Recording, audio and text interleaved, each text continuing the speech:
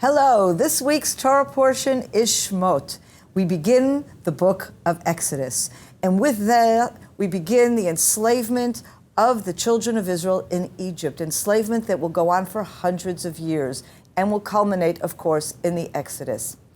In this week's portion, though, we meet a number of characters. We meet Moses for the first time, and we meet Pharaoh, and we meet the people that will really be the major heroes of this story.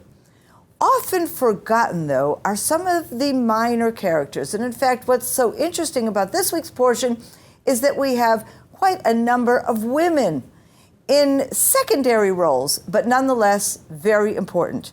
We have Shifra and Puah, the two midwives that give birth, that help the Hebrites, the Israelite women, give birth. We have Miriam and Yocheved, the sister and mother of Moses. And of course, we have the daughter of Pharaoh. Now, I would like to focus on three of these women who in fact are not of the children of Israel.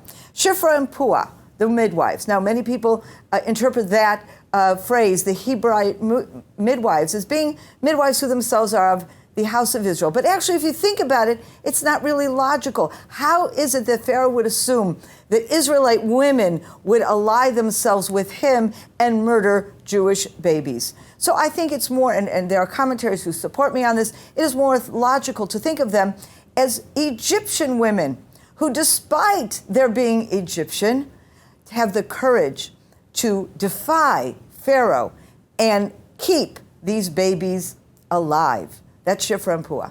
And then we get to the daughter of Pharaoh.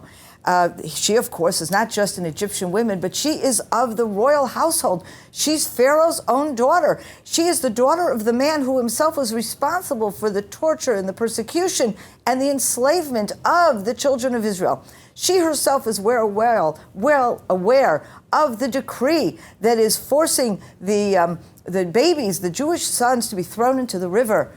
And yet she reaches out, sees an opportunity to save a Jewish child, and she saves the baby, who will then be Moses. Later on, towards the end of the Bible, in the book of Chronicles, chapter 4, we see that the daughter of Pharaoh actually has a Hebrew name, Bitia. Bitia means daughter of God. And indeed, God in this way rewards the daughter of Pharaoh for in standing with God, standing with Moses, standing with the children of Israel, in the same way that Shifra and Puah save the children because they fear God. These three women indeed become daughters of God. This is a few moments of the Torah portion from the heart of biblical Israel.